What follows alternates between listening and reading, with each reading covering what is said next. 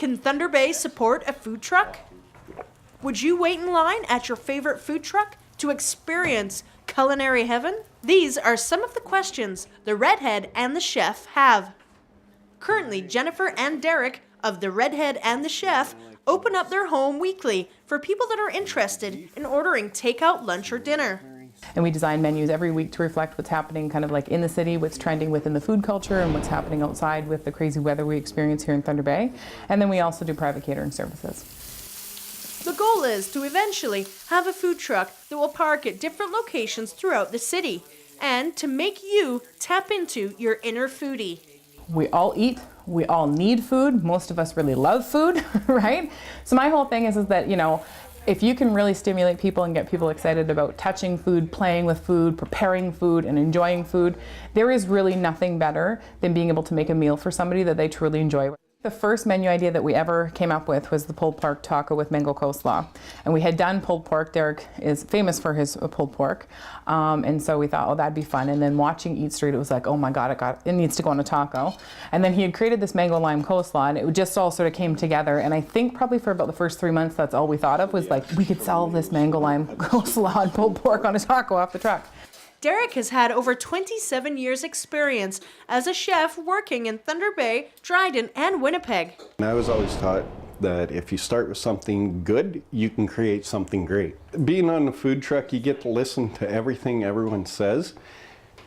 Great, positive, negatives.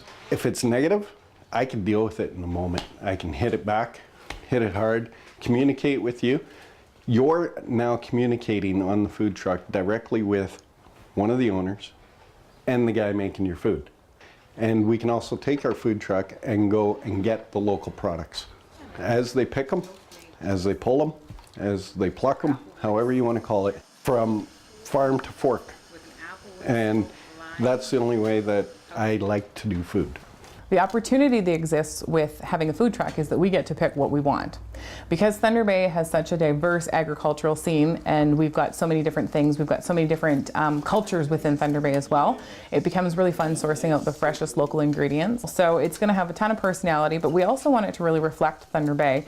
And so each menu item we'll just break it open to the public.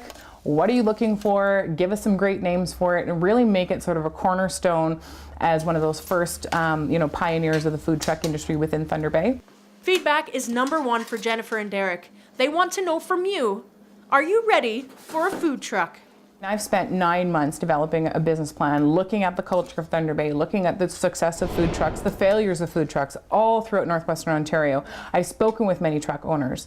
And then just looking at like what we have naturally available and what's going to make it really click here so that the community feels tremendously involved in the whole thing. It stimulates our economy, our tourism, that type of stuff. So feedback is huge. Good, bad, indifferent, questions, what you think would work, not work, menu suggestions, that kind of stuff. And it's all about information collecting. And there's actually quite a few people that are talking about food trucks, and so we've reached out to everybody and said, hey, let's all work together and make this happen. So the more information we have to make it a success, the better. And there we go. Reporting in Thunder Bay, I'm Sarah MacArthur.